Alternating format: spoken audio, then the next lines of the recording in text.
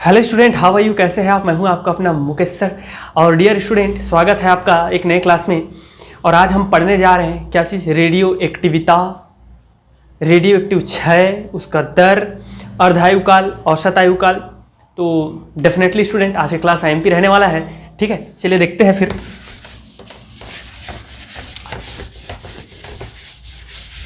नाभिक पढ़ा जा रहा है, पढ़ रहे हैं नाभिक। ठीक है, तो नाभिक के अंदर ये हमारा जो है क्या पढ़ेंगे? रेडियो एक्टिविता। रेडियो एक्टिविता तो क्या होती है रेडियो एक्टिविता? तो रेडियो एक्टिविता क्या होती है डियर स्टूडेंट, या रेडियो सक्रियता भी बोलते हैं इसको। ठीक है, तो कुछ ऐसे पदार्थ, हेनरी बैकरल वैज्ञानिक है, नाम तो सुने हुए होंगे। ठीक है, तो हेनरी बैकरल ने यह देखा कि कुछ पदार्थ रात के अंधेरों में कुछ अदृश्य किरणें उत्सर्जित करती हैं। इन अदृश्य किरणों का नाम दिया गया क्या चीज? बैकरल किरणें। क्योंकि इसको किसने देखा था? हेनरी बैकरल ने देखा था, इसलिए अदृश्य किरणों को क्या कहा गया? अदृश्य किरणों को कहा गया, अदृश्य किरणों को कहा गया क्या चीज? बैकरल किरणें। ठीक है, हेनरी बैकरल ने देखा कि कुछ पदार्थ रात के अंधेरों में अदृश्य किरणें उत्सर्जित करती हैं जो फोटोग्राफिक प्लेट को क्या करती है? प्रभावित करती है। तो उन किरणों को, अदृश्य किरणों को बैकरल किरणें कहा गया, और उन पदार्थों को रेडियो एक्टिव पदार्थ कहा गया। क्या कहा गया? रेडियो एक्टिव पदार्थ कहा गया। और वह पदार्थ था यूरेनियम। ठीक है, यूरेनियम। ठीक है डियर स्टूडेंट, अब इसका स्टैंडर्ड परिभाषा ऐसा बोल सकते हो आप कि ऐसे पदार्थ जो बैकरल किरणें उत्सर्जित करती हैं, तो इस बैकरल किरणें उत्सर्जित करने की घटना को रेडियो सक्रियता या रेडियो एक्टिविता कहते हैं। और ऐसे पदार्थों को रेडियो सक्रिय पदार्थ, रेडियो एक्टिव पदार्थ कहते हैं, जैसे कि यूरेनियम। ओके, बात करते हैं 1898 की, ईयर 1898 की। एक दंपत्ति मीन्स हस्बैंड वाइफ, कौन? सर पियरे क्यूरी और उसकी वाइफ मैडम क्यूरी, इन्होंने कोल तार पिच ब्लेंड से एक नए पदार्थ प्राप्त किया, नए तत्व को प्राप्त किया, जिसका नाम था रेडियम। याद रखिएगा, रेडियम की खोज किसने की थी? मैडम क्यूरी ने। ओके, और पूरे वर्ल्ड में ये ऐसे हमारे जो वो है जोड़ी है, ठीक है, मैडम क्यूरी है, जिनको 2 बार नोबेल पुरस्कार मिला हुआ है। एक अपने जो है इंडिविजुअल मिला, और दूसरा जो है अपने हस्बैंड के साथ, मिस्टर पियरे क्यूरी के साथ जो है उनको, मैडम क्यूरी को क्या मिला था? नोबेल पुरस्कार मिला था। और मैडम क्यूरी का नाम अगर आप नहीं सुने होंगे तो आप जान लीजिए, वो एक महान वैज्ञानिक रही। उसका एक और रीज़न रहा, उसको 2 बार नोबेल पुरस्कार मिला, ये बात अलग है। दूसरी बात यह है, हम किसी व्यक्ति को महान इसलिए भी बोलते हैं जब वह जिस कार्य को कर रहा होता है, संघर्ष कर रहा होता है, जिसमें विशेषकर हमारे समाज के लिए योगदान होता है, और उसको करते करते यदि वो शहीद हो जाता है तो वह जो है या मर जाता है, तब हम उसको शहीद कहते हैं, और वह बन जाता है महान। तो वही मैडम क्यूरी के साथ भी हुआ था। जब रेडियम का खोज किया तो उन्होंने रेडियम को अपने अलमारी में रखा था, अलमीरा में, और जब भी उसको रिसर्च करना होता था तो अलमारी को खोलती थी, फिर उसको रख देती, फिर खोलती थी। तो रेडियम से अदृश्य बैकरल किरणें निकलते थे, जिसके बारे में हम अभी डिटेल पढ़ेंगे। ठीक है, तो वहां से जो किरणें निकलती थी डियर स्टूडेंट, वो क्या हुआ? उसी से मैडम क्यूरी को जो है कैंसर हो गया, और कैंसर के कारण उनका जो है देहांत हो गया। अर्थात जिसको रिसर्च किया वही उसका जान ले लिया। ठीक है, तो जिस कारण से भी मैडम क्यूरी जो है बहुत फेमस है। ओके, तो सन 1898 में जो है सर पियरे क्यूरी और मैडम क्यूरी दोनों मिल करके आपका कोल तार पिच ब्लेंड नामक पदार्थ में से एक तत्व को पृथक किया, और वह तत्व था रेडियम। और इस प्रकार से हमें एक नया रेडियो एक्टिव तत्व मिला। क्या चीज? रेडियम। तो बैकरल किरणें जो होती है डियर स्टूडेंट, बैकरल किरणें जो होती है, बैकरल किरणें वह 3 प्रकार के कणों से मिलकर बनी होती है। ये सिंगल नहीं होती है, ये 3 प्रकार के कणों से मिलकर बनी होती है। मतलब कण निकलते हैं, कण को हम लोग किरण भी कहते हैं। और ये हमने अच्छे से पढ़ा है। ठीक है, किसमें? अध्याय 11 में। क्या था अध्याय 11 का नाम, बता दीजिए मुझे। नहीं जानते तो छोड़िए भाई। तरंग, पदार्थ का द्वैत प्रकृति, द्रव्य का द्वैत प्रकृति, जानते हैं ना कि कोई कण यदि तीव्र वेग से गतिमान कर रहा है और उसके साथ संवेग है लेमडा, तो वह एक तरंग की भांति, तरंगधार्य लेमडा संलग्न है तो वह एक तरंगधार्य की भांति कार्य करता है। और आइंस्टाइन ने भी कहा था, फोटान की जिक्र की थी, है ना। तो इन सबको छोड़िए, उनको अब वो पढ़ चुके हैं। तो बैकरल किरणें अकेले नहीं होती, इसके साथ अल्फा, बीटा और गामा कण इसके साथ संलग्न होते हैं। तो बात करते हैं बैकरल किरणों की।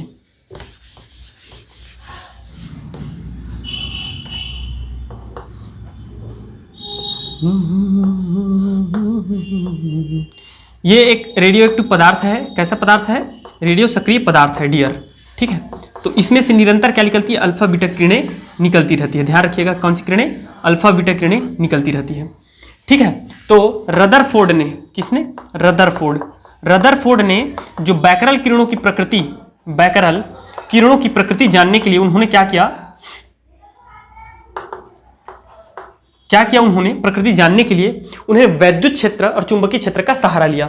और वैद्युत क्षेत्र चुंबकीय क्षेत्र में क्या किया? एक रेडियो एक्टिव पदार्थ को रख दिया, एक क्षेत्र में क्या लगा दिया? ऋण आवेशित प्लेट लगा दिया। कैसा? ऋण आवेशित, ध्यान रखिएगा, ठीक है। ऋण आवेशित प्लेट जबरदस्त, मतलब अच्छा है, ठीक है। ध्यान से पढ़ना है, बहुत अच्छा से समझ में आएगा, पूरा क्लियर करा देंगे आपको, ठीक है। और दूसरे प्लेट में धनावेशित प्लेट लिया, ठीक है, इस प्रकार से। तो उन्होंने देखा क्या? फर्स्ट देखा क्या?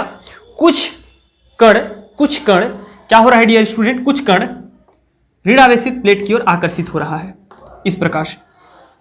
इस प्रकार से ऋणावेशित प्लेट की ओर आकर्षित हो रहा है। तो इन कणों का नाम दिया गया अल्फा कण। तो अल्फा कण की प्रकृति, या अल्फा कण पता था, तो अल्फा कण की प्रकृति कैसी होती है? अल्फा कण की प्रकृति जो होती है डियर स्टूडेंट, वह धनावेश प्रकृति की होती है। अल्फा कण धनावेश प्रकृति की होती है। कैसी होती है? धनावेश प्रकृति की होती है।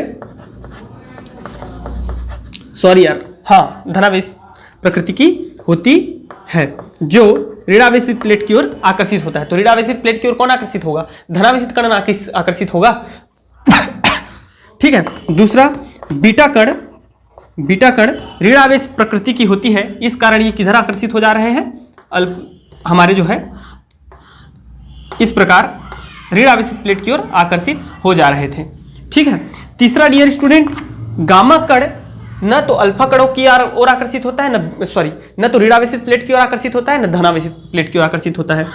तो ये कण सीधा आगे निकल जाते हैं। तो इस प्रकार ये हमको मिल गया गामा कण, ठीक है। ये बीटा कण मिल गया और यहाँ क्या मिल गया? अल्फा कण मिल गया, ओके। तो गामा कण जो है बिना आकर्षित या आकर्षण या प्रतिकर्षण के सीधा जो है निकल जाते हैं।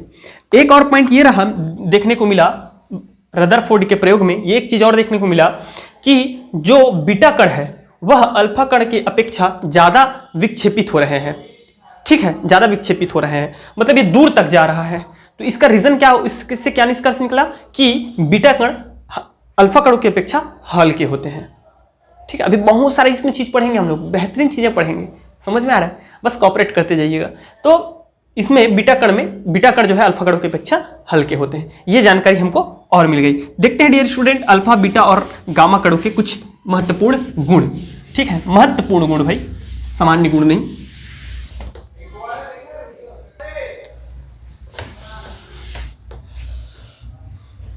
अल्फा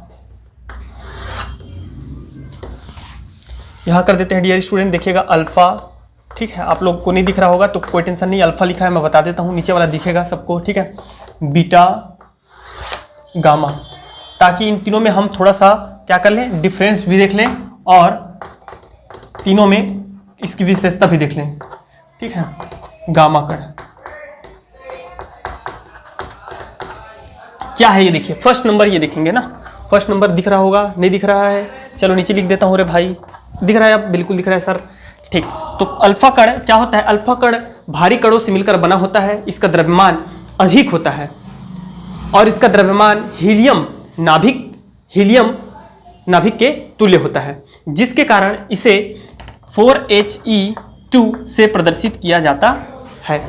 पूरा लिखना है, पूरा लिखना है, मैं सिर्फ इतना लिख दिया, पूरा लिखना है, ठीक है। 4He से प्रदर्शित किया जाता है। ओके डियर स्टूडेंट, बीटा कण हल्के होते हैं और इसका द्रव्यमान आपका 9.1 multiply 10 to the power -36 kilogram होता है, अर्थात एक इलेक्ट्रॉन के तुल्य होता है, जिसके कारण इसे E से प्रदर्शित किया जाता है, ठीक है। गामा कण विद्युत चुंबकीय तरंगे होती हैं। क्या होते हैं? विद्युत चुंबकीय तरंगे होती है, ठीक है। बात करते हैं दूसरा डियर स्टूडेंट, इसमें जो है अल्फा कणों में आपका आवेश की मात्रा 2 × 1.6 multiply 10 to the power -19 coulomb होती है, अर्थात यह 2। अब भैया ये क्या हीलियम है ना, हीलियम, तो हीलियम में 2 यहाँ पे परमाणु क्रमांक है, तो परमाणु क्रमांक क्या शो करता है? प्रोटॉन की संख्या, तो प्रोटॉन की संख्या 2 है, मतलब इसमें दोगुनी आवेश, और एक प्रोटॉन का आवेश कितना होता है? एक इलेक्ट्रॉन के तुल्य, एक इलेक्ट्रॉन का आवेश कितना होता है? 1.6 मल्टीप्लाई 10 टू द पावर -19 होता है, ठीक है। इसमें जो होता है डियर स्टूडेंट, इसमें जो आवेश की मात्रा होती है वो होती है 1.6 मल्टीप्लाई 10 टू द पावर -19। तो एक इलेक्ट्रॉन के द्रव्यमान के तुल्य है, तो इसका इलेक्ट्रॉन भी कितना, आवेश भी कितना हो जाएगा? 1.6 मल्टीप्लाई 10 टू द पावर -19 के तुल्य होता है, ठीक है। ये चीज आपको लिखनी है भाई। अगर आता है अल्फा बीटा गामा किरणों की तुलना कीजिए या उसके गुण बताइए, विशेषता बताइए, तो आप सब में यही चीजें लिखेंगे। मेरी बात समझ में आ रही कि नहीं आ रही है? इसको सिंगल एक पैराग्राफ में करके भी लिखा जा सकता है, लेकिन मैं आपको तीनों एक साथ बता रहा हूं, ठीक है।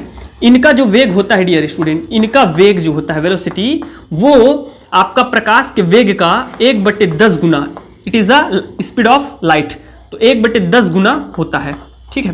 इनका जो वेग होता है वो होता है 0.98 मल्टीप्लाई c, ठीक है। और इनका जो वेग होता है, इनका वेग वो प्रकाश के वेग के बराबर होता है, ठीक है, प्रकाश के वेग, क्योंकि वो विद्युत चुंबकीय तरंगे हैं। बात करते हैं इसकी, तो इनका आयनीकरण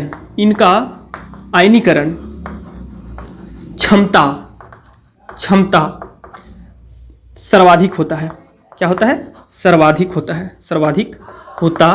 है। मतलब क्या है? Alpha is greater than beta and gamma, okay. इनका आयनीकरण जो होता है डियर स्टूडेंट, आयनीकरण वह क्या होता है? अल्फा से कम होता है, बट बीटा से, गामा से अधिक होता है। मतलब यही चीज यहां भी लिखेंगे आप लोग, ठीक है ना। आयनीकरण मध्य में होता है, इसे लिख दीजिएगा। तो और इसका हम लोग लिखेंगे गामा का आयनीकरण क्या होता है? आयनीकरण सबसे न्यूनतम होता है, ओके। एक और लिखा जा सकता है, क्या चीज? इस पर धनावेश होता है, आप और लिख सकते हैं, इस पर धनावेश होता है जो ऋण आवेशित विद्युत प्लेट की ओर आकर्षित होता है, ठीक है। इस पर ऋणावेश होता है जो धनात्मक प्लेट की ओर आकर्षित होता है, ठीक है। और इस पर कोई आवेश नहीं होता, ठीक है ना। और एक लिख कर देते हैं, 1 2 3 4 5 6, ठीक है। और देख लीजिए, छठवां देख लीजिए, इनकी भेदन क्षमता देख लेते हैं। इनकी भेदन क्षमता सबसे कम होती है। क्या होती है? सबसे कम होती है। जबकि इनकी भेदन क्षमता डियर स्टूडेंट, इनकी भेदन क्षमता अल्फा और गामा के मध्य होती है। जबकि गामा का भेदन क्षमता सर्वाधिक होती है, भेदन क्षमता सर्वाधिक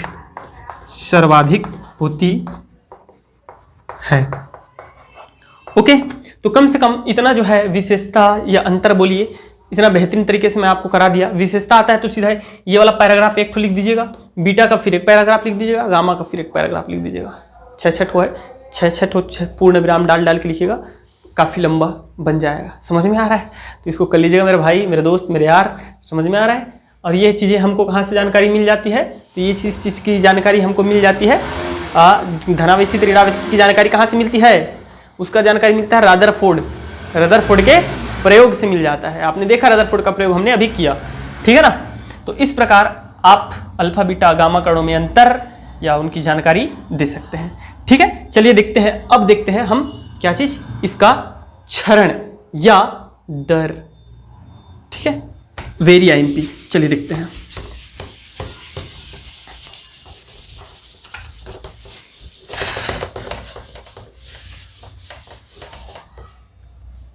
रेडियो एक्टिव 6 नियम, ध्यान से देखिएगा।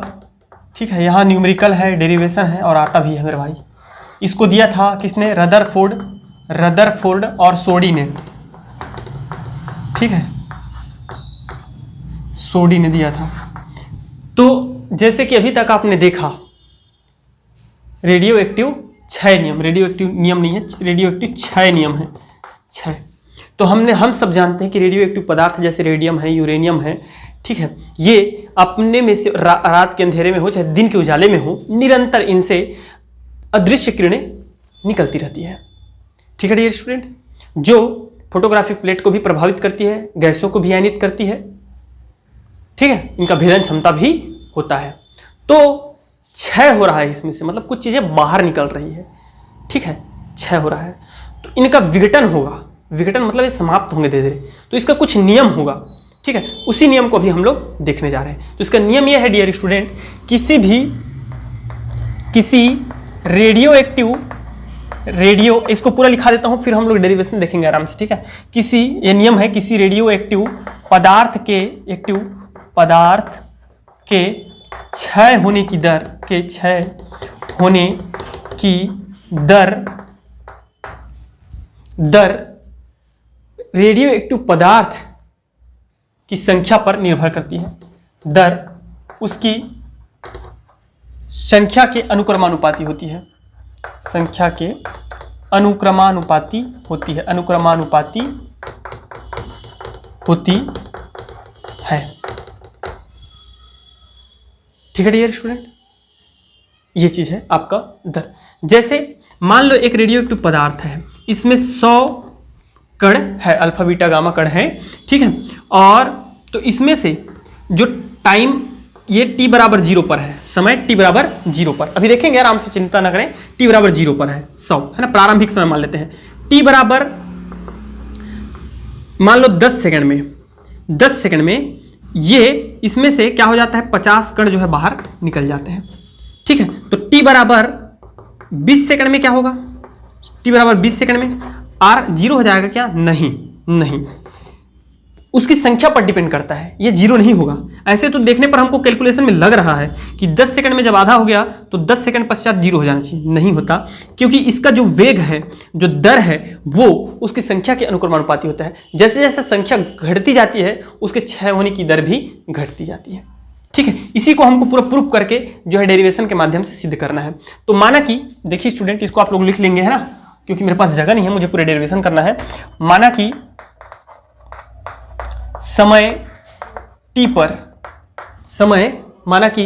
पर आपको यहां पे नहीं दिख रहा होगा, देख लीजिएगा। समय t पर पदार्थ की संख्या n है एवं t प्लस dt समय में रेडियो एक्टिव पदार्थ की संख्या जो है n माइनस dn रह जाती है। अतः दर, रेडियो एक्टिव क्षय की दर इज प्रोपोर्शनल टू हो जाता है डियर स्टूडेंट, दर is proportional to minus dn by dt। दर क्या हो जाता है, उसके संख्या के जो है दर dn बाई dt, क्योंकि निरंतर उसमें क्या हो रही है, उसकी संख्या में कमी हो रही है। ऋण चिन्ह इसी बात का द्योतक है, क्योंकि समय के साथ विथ रिस्पेक्ट टू टाइम ये डिफरेंशिएट हुआ है विथ रिस्पेक्ट टू टाइम। तो समय के साथ उसकी संख्या में क्या हो रही है, निरंतर कमी हो रही है। इस कारण इसको हम लोग जो है ऋण चिन्ह इस बात का द्योतक है, और उसका दर जो है इस समीकरण से दिया जाता है। ठीक है, प्रारंभिक समय में उसका जो दर था इस प्रोपोर्शनल टू n, प्रारंभिक समय में n, और कुछ समय पश्चात उसका दर क्या हो गया, दर हो गया dn बाई dt। इसको इक्वेशन 1 2 देना चाहे तो दे सकते हैं, या दोनों समीकरण से हम देखते हैं तो दोनों को जब एक साथ लिखेंगे तो ये हो जाएगा dn minus dn by dt is proportional to हो जाएगा n। अब n इस प्रोपोर्शनल के साइन को जब हटाया जाता है तो माइनस dn बाई dt, यह एक सिंबल लग जाता है लेमडा, और लेमडा को हम लोग बोलते हैं स्टूडेंट लेमडा, जहां लेमडा हमारा क्या है, क्षय नियतांक कहा जाता है। क्या बोलते हैं, क्षय नियतांक कहते हैं। ध्यान रखिएगा, क्या कहते हैं, क्षय नियतांक कहा जाता है। अब इस n को इधर ले आइए और dt को उधर ले जाइए, तो minus dn by n that is equal to lambda dt। Okay, समझ में आ रही है चीजें, वेरी गुड। दोनों पक्षों का आप लोग थोड़ा सीक्वेंस देख लीजिएगा, है ना। चलिए उधर लिखिए, दोनों पक्षों का समाकलन करने पर, दोनों पक्षों का समाकलन करने पर तो क्या हो जाएगा डियर, माइनस को बाहर निकाल देंगे, dn by n that is equal to lambda dt। तो इसका भाई सबको पता है dx अपांत x का जो 1 अपांत x dx का जो समाकलन होता है वो हो जाता है log बेस en। सब जानते हैं इस चीज को। दैट इज इक्वल टू किसी भी, ये कांस्टेंट राशि है, नियतांक है, तो नियतांक बाहर आ जाएगा और dx इसका समाकलन क्या होता है, x होता है, सब जानते हैं, ठीक है। तो इसका समाकलन dt का समाकलन क्या हो जाएगा, t हो जाएगा, और एक कांस्टेंट लग जाता है a, समाकलन नियतांक, चूंकि जहां a क्या है, समाकलन नियतांक है, समाकलन नियतांक है, ठीक है, नियतांक है। अब हम क्या करेंगे, इधर देखिए, इसको इक्वेशन नंबर दे देते हैं, इक्वेशन नंबर देते जाइए, ठीक है। आप उधर देना है तो दे सकते हैं, या फिर सीधा सीधा यहीं पे इक्वेशन 1 दे दीजिए। समीकरण 1, प्रारंभिक समय में, प्रारंभिक आपको दिख रहा है, उम्मीद करता हूं मैं, प्रारंभिक समय में, क्योंकि मेरे पास जगह की कमी है और रिडक्शन पूरा बहुत लंबा जाने वाला है। जो है प्रारंभिक समय में, तो t बराबर क्या हो जाएगा, 0। जब समय 0 है उस समय हमारा जो पदार्थों की संख्या है, कणों की संख्या है, वो क्या हो जाएगी, n0 हो जाएगी। प्रारंभिक समय में जो है रेडियो एक्टिव पदार्थ की संख्या क्या हो जाएगी, n0 हो जाएगी। तो इस दोनों t is equal to 0 and n is equal to n0, इसको आप इक्वेशन 1 में रखेंगे। कहाँ से, समीकरण 1 से।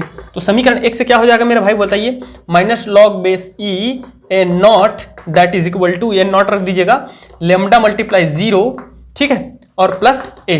तो इस प्रकार a का वैल्यू क्या आ गया, a इज इक्वल टू हो गया लॉग बेस e n0, ठीक है। इस a के वैल्यू को वापस से आप लोग इक्वेशन 1 में रख दीजिए, समीकरण 1 से। तो समीकरण 1 में जब हम लोग रखेंगे तो हो जाएगा minus log base e n that is equal to lambda t plus log, देखिए थोड़ा आराम से, माइनस आएगा, प्लस क्यों आएगा, माइनस नहीं, हाँ, minus log base e n0 हो गया मेरे भाई। इसको इधर लेके आ जाओ यार, इसको इधर लेके आ जाओ यार, ठीक है। तो यह लेमडा टी को एक काम करते हैं, लेमडा टी को ये इधर ही है, ठीक है, और इसको इधर लेके आ गया मैं, log base e n not minus log base e n हो गया। सबको पता है लॉग का नियम, सब जानते हैं, ठीक है। ये हो जाएगा log N not by N, base e है, ओके, दोनों जगह में सब जानते हैं। ये होता है हमारा, क्या होता है, log a minus log b that is equal to log a by b. सब जानते कि नहीं जानते भाई, बोल दीजिए यस सर। ओके, यहाँ हमारा लेमडा इज इक्वल टू क्या हो जाएगा, 1/t, ठीक है। और ये भी हम जानते हैं, मुझे कहीं पे जगह मिल जाए थोड़ा सा, आप लोग पूरा नोट कर लीजिएगा। चलिए देखते हैं, बताते हैं आपको, ठीक है। टी को उधर नीचे भेज देंगे और मैं ये लिख रहा हूँ, आपको बताता हूँ क्या हुआ। टी को नीचे आ गया, ठीक है, log base 10 n not by n. जो बच्चे मेरा केमिस्ट्री का क्लास अटेंड करते हैं वो सब जानते हैं, अध्याय 4 में मैं इस चीज़ को पढ़ा चुका हूँ, अध्याय 4 या 5 है, 4 ही है, ठीक है, पढ़ चुके हैं इस चीज़ को। तो क्या होता है, लॉग बेस ई एक्स को जब लॉग बेस 10 में कन्वर्ट करना चाहते हो आप, इसका आधार 10 में बदलना चाहते हो, तो सामने में हमें गुणा करना पड़ता है 3.303 का, और उसके बाद ये कन्वर्ट हो जाता है लॉग बेस 10, ठीक है डियर स्टूडेंट। तो ये आधार बदलने पर ये जो है वैल्यू आ जाता है। तो इस प्रकार हमें ये जो वैल्यू आया है वो 6 नियतांक का वैल्यू है, ठीक है, इक्वेशन नंबर 2 इस प्रकार से। और यहीं से मैं एक चीज और निकाल सकता हूं, t that is equal to लिख सकता हूं 2.303 divided by lambda log base 10, और ये लिखा जा सकता है n not by n, equation number 4। समझ में आ गया सबको अच्छे से? वीडियो को पॉज करके नोट कर सकते हैं, पूरा नोट कर लीजिए, ओके। चलिए मैं ऊपर का कुछ चीज़ों को मिटा देता हूं जिनकी आवश्यकता नहीं है हमें, इन चीज़ों को मिटा देते हैं। अब देखिएगा, इसी चीज़ को आगे बढ़ाते हैं। इक्वेशन 4 तक ये दोनों उपयोगी है, बहुत उपयोगी है। इनसे न्यूमेरिकल क्वेश्चन बनेंगे, पूरे न्यूमेरिकल क्वेश्चन इन्हीं से बनने वाले हैं। ठीक है, फिर भी थोड़ा सा मैं करेक्शन कर देता हूं, और वो करेक्शन हम स्टार्ट कर देंगे कहाँ से। एक काम कीजिएगा, इसको इक्वेशन नंबर 3 दे दीजिएगा, इक्वेशन 3 यहाँ दे देना। ठीक है, इसको 4 कर देना मेरे भाई, और इसको कर देना 5। ठीक है, समीकरण नंबर 3 से, मैं ज़्यादा दूर से नहीं लूँगा आपको, समीकरण 3 से देखते हैं। तो समीकरण 3 से हम लोग कुछ और चीज़ देख लेते हैं। यहाँ पे थोड़ा सा साइन आता है यार, है ना, चलो कोई बात नहीं, मैनेज कर लीजिएगा। लेमडा, यहाँ देखिए lambda t that is equal to log base e n by N not by n है कि नहीं है मेरे भाई? बिल्कुल है। एक काम करते हैं, चलो देखो इधर देखो सब लोग, एक तरीका होता है, देखो मैं 2 तरीके समझा रहा हूँ आपको। ठीक है, 2 तरीके से, इसको ऋण चिन्ह लिख दो और इसको पलट दो, ये पलट जाता है एक चीज। दूसरा, अगर ऐसे में आपको नहीं समझ में आ रहा है तो मैं एक चीज और बता देता हूँ आपको, यहां से देख लो आप, यही चीज मैं ला के दिखा रहा हूँ। ठीक है, इसको देख लो कैसे, इसको मैं क्या बोला, पलट दीजिए, ऐसा दोनों को ऊपर नीचे पलट दीजिए। और नहीं ऐसा नहीं समझना चाहते तो इधर देखो क्या करूंगा भाई, इस माइनस को इसी में देखिएगा। ठीक है, ये मेरा उपयोगी नहीं है, मैं इसी को बदल देता हूं आपको, इस माइनस को मैं क्या कर देता हूं, प्लस कर देता हूं। ठीक है, या इसी को इक्वेशन दे देते हैं यार तो भी बढ़िया रहेगा। नहीं चलो ठीक रहने दो, इसको प्लस कर दिया, इसको माइनस कर दिया, इसको प्लस कर दिया, साइन को पूरा चेंज कर दिया मैं, है कि नहीं। अब क्या करूँ, इसको जब मैं इधर लेके आऊंगा मेरे भाई तो ये निगेटिव हो जाएगा, तो ये log base e n minus log base e n not हो गया, और that is equal to minus lambda t है कि नहीं। तो ये क्या हो जाएगा, अब ये ऊपर रहेगा और ये नीचे रहेगा यार, means that n by N not रहेगा। ये देखो आ गया कि नहीं आया, मैं जो चीज बोलना चाह रहा हूं आपके लिए, minus lambda t that is equal to log base e n ऊपर चला गया और एन नॉट नीचे आ गया, वही चीज मैं वहां कर रहा हूं। ठीक है, तो आप लोग देख लीजिएगा, इसको आप चाहे तो यहीं से लिख सकते हैं, और मैं क्या कर रहा हूं, इसको ऐसा करके इसको चेंज कर दे रहा हूं एन नॉट बाई एन। ठीक है ना, दिख रही है। अब क्या करो, ये जो लॉग है जब इधर आता है डियर स्टूडेंट, कि किसके, आपका इक्वल टू के इस साइड आएगा, तो ये तो एंटी लॉग में बदल सकते हो, या जब भी लॉग इस साइड आता है तो एक्सपोनेंशियल में बदल जाता है, और एक्सपोनेंशियल में जब बदलता है तो जो चीज यहां रहते हैं वो उसके घात में चले जाते हैं, means that e minus lambda t that is equal to हो जाएगा एन नॉट बाई एन। तो इस प्रकार n not that is equal to हो जाएगा एन, इधर लेके आएंगे तो n e to the power minus lambda t. एक चीज निकाल सकते हो ऐसा, एक चीज और निकाला जा सकता है, कैसे मैं बता रहा हूं, देखो इसको अगर मैं लेमडा टी लिखता हूं, पॉजिटिव लिखता हूं, तो ये फिर से पलट जाएगा और ये हो जाएगा log N by N naught, होगा कि नहीं। इसको फिर इधर लेके आओगे तो e lambda t that is equal to हो जाएगा एन बाई एन नॉट। तो यहां से अगर हम एन का वैल्यू निकालना चाहें तो एन बराबर हो जाएगा dear n not e lambda t. तो ये भी एक उपयोगी डेरिवेशन है, समझ में आ रहा है। ये दोनों को देख लीजिए, डिफरेंट कुछ नहीं है, सिर्फ माइनस का डिफरेंट है, माइनस लेमडा है, तो ये चीज थोड़ा सा एक्सचेंज हो जा रहा है। ठीक है ना, ओके। तो इससे कुछ निष्कर्ष निकल के आते हैं, क्या निष्कर्ष निकल के आते हैं कि चरघातांकी है, इसका क्षय नियतांक जो है, क्षय नियतांक देखिए कि आपका पदार्थ, रेडियोएक्टिव पदार्थ का जो विघटन की दर है वो चरघातांकी रूप से होती है। तो चरघातांकी रूप से होने का अर्थ क्या है डियर, समय के साथ, ये टाइम है समय, ठीक है, और ये है हमारा रेडियो एक्टिव पदार्थ का विघटन। ठीक है, तो इसका विघटन कैसे होता है, समय के साथ कैसे होता है, चरघातांकी रूप से होता है। चरघातांकी का कहने का मतलब ये है कि प्रारंभ में इसको थोड़ा सा डाउन करते करते चलना है ऐसे करके। ठीक है, प्रारंभ में इसका क्षय बहुत अधिक होता है, तीव्रता के साथ होता है। देखिए यहाँ पर देखिए ये, ठीक है, ये वाला सिचुएशन देखिए, और जैसे ही हम यहाँ सिचुएशन में आते हैं तो ये कितना डाउन हो गया, देखो यहाँ पर था वो यहाँ पे आ गया, मतलब यहाँ पे था वो यहाँ आ गया सीधा। लेकिन जैसे अब हम आगे बढ़ रहे समय में तो ये बहुत स्लो रूप से जो है नीचे डाउन हो रहा है, तो इसको बोलते हैं चरघातांकी। ये एक्सपोनेंशियली, जैसे कि मैं पहले बताया था इसके परिभाषा से, है ना, तो ये एक्सपोनेंशियली डिक्रीज होता है। दैट मीन्स कि ये एक जो है क्षय नहीं होते रहता है, ये एक ही समान दर से क्षय नहीं होता है। क्या होता है, प्रारंभ में तीव्रता के साथ फिर धीरे धीरे कम होने लगता है। समझ में आ रहा है। नेक्स्ट दूसरा पॉइंट, एक चीज और याद रखिएगा कि यदि t बराबर 0 कर देते हैं या t बराबर इनफाइनाइट कर देते हैं, यहाँ रख दीजिए वैल्यू को, या टी बराबर 0 कर देते हैं। तो प्रारंभ में टी बराबर 0 रखूंगा तो ये लेमडा 0 हो जाएगा, पूरा 0 हो जाएगा। तो n बराबर क्या हो जाएगा डियर, n0 हो जाएगा। ये देखो ना भाई, चाहे यहाँ रखो चाहे यहाँ रखो, उससे कोई फर्क नहीं पड़ने वाला है। ये देखो, अगर मैं t इक्वल टू 0 रखता हूँ तो lambda multiply 0 is equal to 0, and किसी भी राशि के घात में अगर 0 है तो वो हो जाता है 1।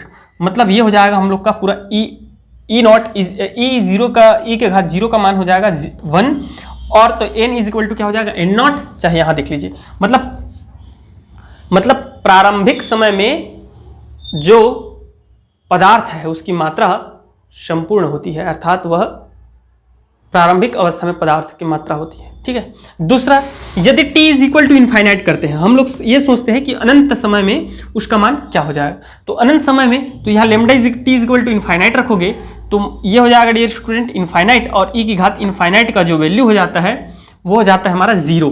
तो 0 होगा, पूरा 0 हो जाएगा, अर्थात हमारा रेडियो एक्टिव पदार्थ का जो क्षय होगा वो क्या होता है, शून्य होने में, मतलब पूरा खत्म होने में इनफाइनाइट समय ले लेता है, बहुत टाइम ले लेता है।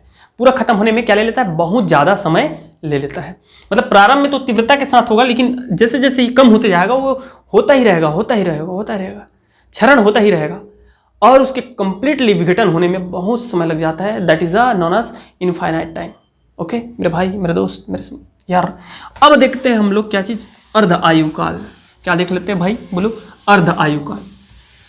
अर्ध आयु काल, तो अर्ध आयु काल किसे कहते हैं, हाफ लाइफ पीरियड, अर्ध आयु काल। तो एकदम सिंपल है मेरे भाई, किसी भी चीज के आधा काम पूर्ण होने को ही हम लोग उसका बोलते हैं अर्ध आयु काल। जैसे कि मान लो कि मैं 70 वर्ष जीने वाला हूं तो 35 year is my half life period. ठीक है, ये होता है। तो किसी रेडियो एक्टिव पदार्थ की अर्ध आयु काल वह समय होती है जब उसका विघटन आधा हो जाता है। ठीक है, या संपूर्ण विघटन होने के पूर्व। यही सही है कि किसी रेडियो एक्टिव पदार्थ का अर्ध आयु काल वह समय होता है जब वह आधा विघटित हो जाता है। अब इसको कैसे निकालेंगे, यदि t बराबर 0 समय पर किसी रेडियो एक्टिव पदार्थ की मात्रा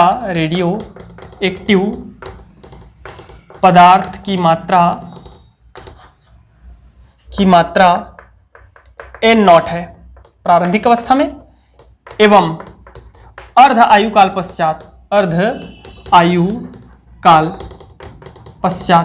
तो अर्ध आयु काल पश्चात बराबर क्या हो जाएगा, एवं मत लिखो, अतः अर्ध आयु काल पश्चात लिखेंगे, एवं नहीं, अतः अर्ध आयु काल पश्चात। मतलब t बराबर जब t बाई 1/2 हो जाएगा, मतलब समय जो है आधा हो जाएगा, तब हमारा ये भी जो है क्या हो जाएगा डियर, ये भी आधा हो जाएगा। n जो है पदार्थ का जो विघटन है वो प्रारंभिक पदार्थ के आधा रह जाएगा। समझ में आ रहा है, n इज इक्वल टू क्या हो जाएगा, n0/2 हो जाएगा। दैट्स क्लियर ना। तो इस प्रकार हम इस वैल्यू को कहाँ रख देंगे, समीकरण नंबर 4 में रख देंगे। समीकरण 4 में नहीं, सीधे समीकरण 5 में, समीकरण 5 से।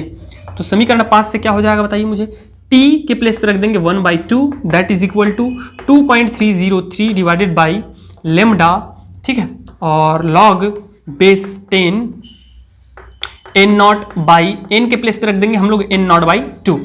ये वैल्यूज रखेंगे ना भाई।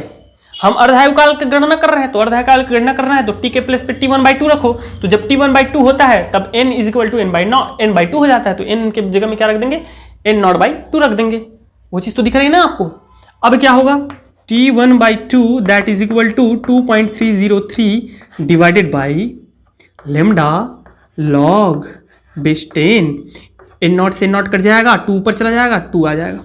अब मुझे कोई ये बता दो कि क्या होता है वैल्यू।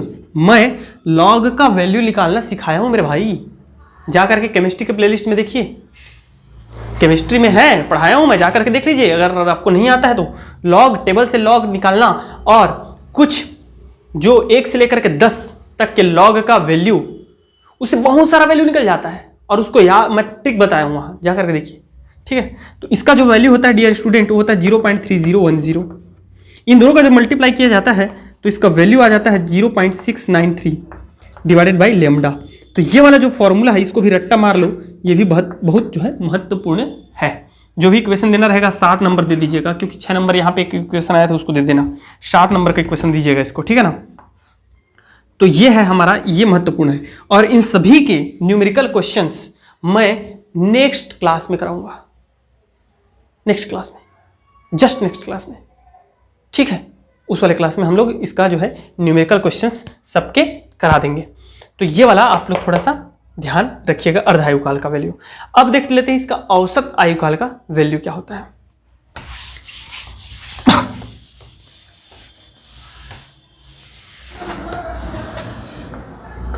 औसत आयुकाल या मध्य आयुकाल, मध्य आयुकाल कहते हैं इसको, ठीक है। तो औसत आयुकाल या मध्य आयुकाल क्या होता है डियर स्टूडेंट, इधर सुनिए। किसी रेडियो एक्टिव, आप लोग लिख लीजिए, किसी रेडियो एक्टिव पदार्थ का अर्ध आयु, औसत आयुकाल या मध्य आयुकाल उसमें उपस्थित समस्त परमाणुओं के आयु के योगफल, उसमें उपस्थित समस्त परमाणुओं के आयु के योगफल और समस्त परमाणुओं की संख्या के अनुपात के बराबर होता है। T average that is equal to औसत आयुकाल, दैट इज इक्वल टू, या मध्य आयुकाल भी बोलते हैं, समस्त परमाणुओं के आयु का योगफल, आयु का योगफल बटे समस्त परमाणुओं की संख्या, समस्त परमाणुओं की संख्या। अरे भैया, एक कक्षा में, 12वीं कक्षा में, एक 12वीं कक्षा विज्ञान के विज्ञान संकाय में 20 विद्यार्थी हैं। 20 विद्यार्थियों के आयु निम्न प्रकार, निम्नवत हैं। 17 साल, 18 साल, 19 साल, 17 साल, 18 साल, 19 साल, 18, 18, 19, 19, 17, 17 दिया हुआ है। ठीक है, तो उनका औसत आयुकाल ज्ञात कीजिए। तो क्या है यार, समस्त आयुकाल की योग, समस्त आयुओं का योग बटे 20 समस्त छात्रों की संख्या, वही चीज है, ठीक है। दूसरे तरीके से इसको ऐसे बोला जा सकता है डियर स्टूडेंट, इधर देखिएगा। माना कि यदि t बराबर 0 पर परमाणुओं की संख्या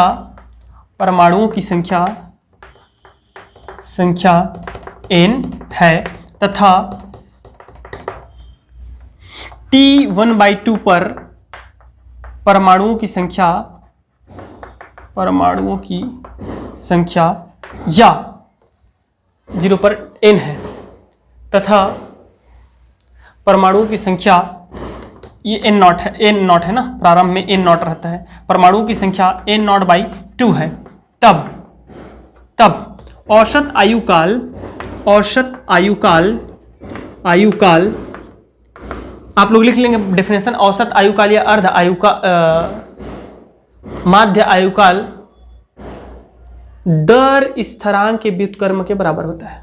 तो औसत आयुकाल T average is equal to 1/λ, दर स्थिरांक सबको पता है। दर स्थिरांक का वैल्यू लिखिए, तो दर स्थिरांक का वैल्यू कहां से रखेंगे मैं बता रहा हूं।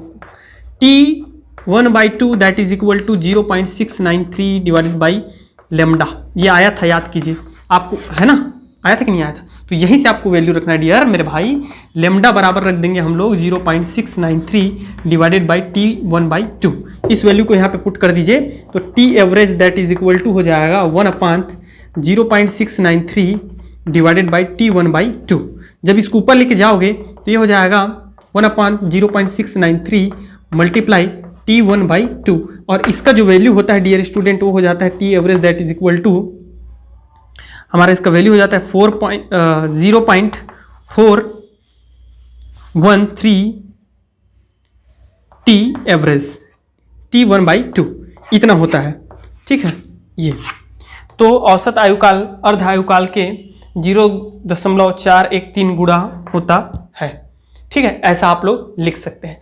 अब देख लेते हैं एक छोटा सा टॉपिक, क्या, सक्रियता अर्ध आयुकाल, रेडियो एक्टिव पदार्थों की सक्रियता और उसका n अर्ध आयुकाल पश्चात उसकी स्थिति।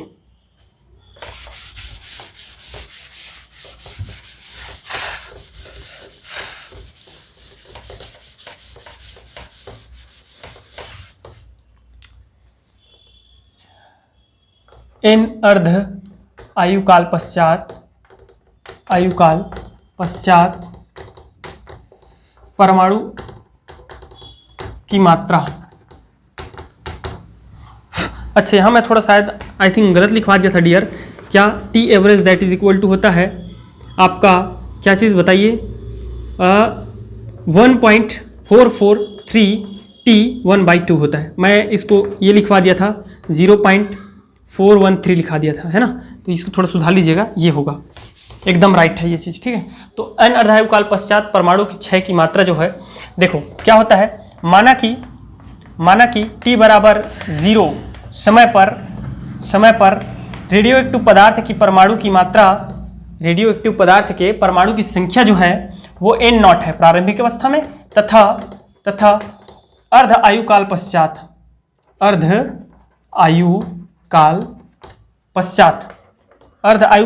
क्या हो जाएगा, तो t बराबर जब T1/2 होगा तो वो प्रारंभिक मात्रा का आधा रह जाएगा।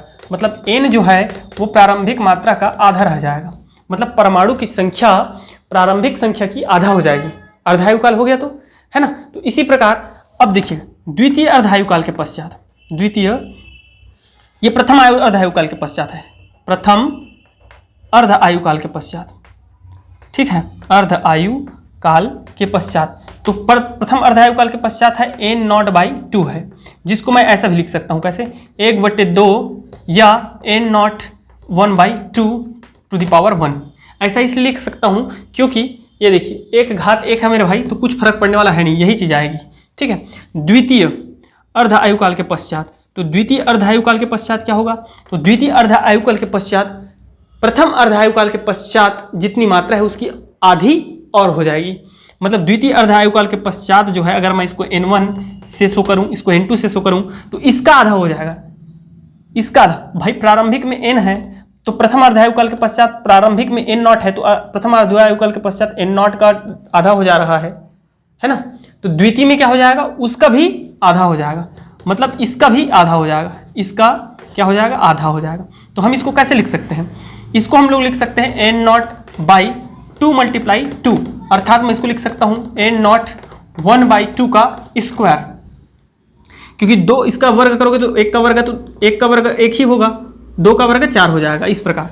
और तृतीय में क्या होगा, तो तृतीय में हो जाएगा डियर स्टूडेंट हमारा n3 that is equal to हो जाएगा n0 इसका भी आधा, मतलब ये जो 2 × 2 दिख रहा है ना, इसका आधा हो जाएगा। तो इसको मैं लिख सकता हूं n0 2 × 2 × 2 दैट मीन्स n0 1/2 तो इससे हमको ये समझ में आता है रिलेशन कि प्रारंभ में यदि n0 है तो एक अर्धायुकाल के पश्चात, प्रथम अर्धायुकाल के पश्चात प्रथम के बाद उसका मान कितना रह जाएगा, n0/2 रह जाएगा। मतलब हम इसको लिख सकते हैं n0 और 1/2 ऐसे लिख सकते हैं। और द्वितीय अर्धायुकाल के पश्चात मैं ऐसा शो कर रहा हूँ इसको, द्वितीय के बाद, तो ये हो जाएगा n0 1/2 तृतीय के पश्चात क्या हो जाएगा, तो तृतीय के पश्चात हो जाएगा हमारा n0 1/2 इसी प्रकार डियर स्टूडेंट n अर्धायुकाल के पश्चात उसकी मात्रा क्या हो जाएगी, तो ये हो जाएगी आपका n0 1/2 ये इसलिए मैं सिखा रहा हूं और इसलिए लिखा रहा हूं क्योंकि मुझे इस पर न्यूमेरिकल कराना है, ठीक है, और आता भी है, ठीक है। समझ में आ रहा है कि नहीं आ रहा है, इस बहुत अच्छे न्यूमेरिकल हैं इसके, देखेंगे, ठीक है। तो इसको थोड़ा सा देख लीजिएगा। अब लास्ट टॉपिक आज का देख लेते हैं, सक्रियता। सक्रियता क्या होती है,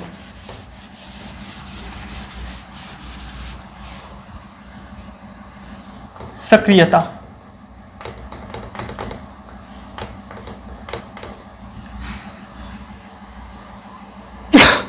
सक्रियता क्या होती है, तो किसी रेडियो एक्टिव पदार्थ की सक्रियता उसकी क्षय होने की दर है, क्षय होने की दर को ही उसकी क्या कहते हैं, सक्रियता कहते हैं। लिख लीजिए, ठीक है। थोड़ा सा मुझे थकावट लगना स्टार्ट हो गया, ठीक है। सक्रियता उसकी क्या होती है, क्षय होने की दर को ही उसको क्या कहते हैं हम लोग, सक्रियता कहते हैं मेरे भाई, ओके।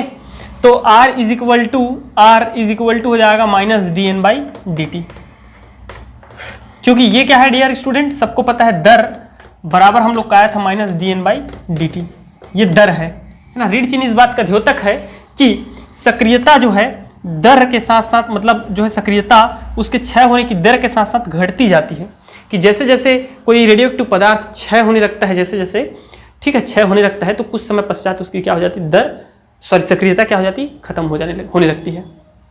मेरी बात समझ में आ गई? अब सबको पता है, क्या पता है भाई बोल दीजिए मुझे, n that is equal to होता है n not e to the power minus lambda t. देख लीजिएगा, ठीक है ये चीज़ है। तो इसको अगर मैं डिफ्रेंशिएट करूंगा विथ रिस्पेक्ट टू टाइम के, तो ये क्या हो जाएगा n नॉट, और इसका आपका डिफ्रेंसिएशन होगा। तो सबको पता है क्या होता है, क्या होता है ई टी का डिफ्रेंसिएशन क्या होता है, बता दो भाई जल्दी से बोल दो मुझे, बोल दीजिए। n नॉट माइनस ये हो जाएगा माइनस n नॉट लेमडा, ठीक है, और ये हो जाएगा e माइनस टी। सबको पता है d by d x e to the power x का जो अवकलन होता है वो हो जाता है हमारा a e a x, ठीक है। तो इस प्रकार ये हो जाएगा। अब हम सब जानते हैं इस वैल्यू को कहाँ रख देंगे, देख लीजिए, इक्वेट कर दो यार, इन दोनों वैल्यूज को इक्वेट कर दीजिए। अच्छा ये नॉट है ना, ये नॉट है, नॉट लगाइएगा। तो r इज इक्वल टू हो जाएगा हम लोगों का माइनस, और ये हो जाएगा minus n not lambda e minus lambda t. तो यहाँ से dear student minus minus cancel out हो जाएगा, और ये हो जाएगा positive lambda e minus lambda t. तो ये जो है ना, ये जो क्वांटिटी है that is a constant quantity, तो और इसका वैल्यू जो होता है वो होता है आर नॉट के इक्वल। तो r not is equal to हो जाएगा ई लेमडा टी। समझ में आ रहा है? तो इस प्रकार आप एक ग्राफ बना दीजिएगा, इसको थोड़ा सा चर्चा कर दीजिएगा कैसे, ये ग्राफ बना दीजिएगा। इधर लिख दीजिएगा सक्रियता, सक्रियता दैट मीन्स आर, और इधर लिख दीजिएगा टाइम, समय, टाइम, ठीक है। Origin x axis y axis. तो समय के अनुसार जैसे कि मैं पहले ही बता चुका हूं आपको, इसकी सक्रियता घटती जाती है। प्रारंभ में ये इसकी सक्रियता बहुत अधिक होती है। तो सक्रियता कैसे जानोगे, कोई चीज़ इतना सक्रिय है, देखो रेडियो एक्टिव पदार्थ का सक्रियता हम कैसे जानते हैं मेरे भाई, कि वो कितना शीघ्रता से कणों का, बैकरल कणों का विसर्जन कर रहा है, उत्सर्जित कर रहा है। जितना तीव्रता के साथ करेगा वो उतना ही एक्टिव है, सक्रिय है। तो प्रारंभ में अत्यधिक सक्रिय रहता है, बहुत ज़्यादा जो है बैकरल कण उत्सर्जित करता है। जैसे जैसे टाइम खत्म होने लगता है या जैसे जैसे टाइम आगे बढ़ती है तो उसका कण समाप्त होने लगता है, जिसके कारण उसकी सक्रियता कम होने लगती है, और ये अनंत काल तक होते रहता है। जैसे कि फिर से आप वहाँ जैसे कि मैं बताया था वैसे यहाँ पे फिर से लिख सकते हैं क्या, अगर टाइम बराबर मैं 0 कर दूँ, टाइम को 0 कर दूंगा, तो प्रारंभ में क्या हो जाएगा, ये इसकी सक्रियता सर्वाधिक हो जाएगी, r is equal to r not, क्योंकि ये 0 होगा तो मल्टीप्लाई 0 हो जाएगा, और किसी का भी घात 0 का मतलब होता है 1, मतलब इसका मान 1 हो जाएगा। तो प्रारंभ में वो अत्यधिक सक्रिय होगा, आर नॉट के इक्वल होगा। आप लोग लिख लीजिएगा, जब t is equal to 0 then r is equal to क्या हो जाएगा, r not e to the power multiply होगा जब 0 का टाइम के इसके साथ तो 0 हो जाएगा ना, तो r is equal to r not हो जाएगा, मतलब प्रारंभ में अत्यधिक सक्रिय होता है, ठीक है। और t बराबर इनफाइनाइट करेंगे तो r इज इक्वल टू क्या हो जाएगा, आर नॉट और e की घात minus infinite that is equal to 0, then r is equal to 0 क्या हो जाएगा, 0। तो अनंत समय में उसकी सक्रियता क्या हो जाती है, 0 हो जाती है। मेरी बात समझ में आ गई सबको आ गई? चलिए देखते हैं सक्रियता की यूनिट। तो इसका जो यूनिट होता है मेरे भाई, है ना, रेडियो एक्टिव क्षय का या इसकी सक्रियता का जो इकाई होती है, इकाई ये पूछा जाता है 1 मार्क क्वेश्चन में डेफिनेटली, ठीक है, याद रखिएगा। पहला होता है 3 प्रकार का इसका जो है यूनिट है, 3 ठो यूनिट है। सबसे पहले हेनरी बैकरल ने यूरेनियम का खोज किया था, मतलब उसका वो किया था, पता किया था, उसमें से अदृश्य किरणें निकल रही है, इसलिए उन्हीं के नाम पर है बैकरल। पहला क्या है, बी क्यू से शो करते हैं बैकरल, यूनिट क्या है, बैकरल। और एक बैकरल बराबर क्या होता है, एक बैकरल बराबर होता है डियर स्टूडेंट 1 क्षय पर सेकेंड, 1 क्षय पर सेकेंड। समझ में आ गया? दूसरा होता है 1 क्यूरी, ऐसा शो किया जाता है। तो 1 क्यूरी दैट इज बराबर होता है 3.7 मल्टीप्लाई 10 टू द पावर 10 क्षय पर सेकेंड, ठीक है ये। और तीसरा होता है हमारा रदरफोर्ड, तो आरडी से शो किया जाता है इसको। किससे शो करते हैं, आरडी से शो किया जाता है। ये होता है 10 टू द पावर 6 क्षय पर सेकेंड। तो इस प्रकार इसका 3 यूनिट है, ध्यान रखिएगा 3 यूनिट है, ठीक है, 3 यूनिट है। ओके तो आज के लिए मेरे भाई, मेरे दोस्त, मेरे यार, बस इतना ही। नेक्स्ट क्लास में हम देखेंगे इसका सारा numerical question. Okay, thank you very much and best of luck.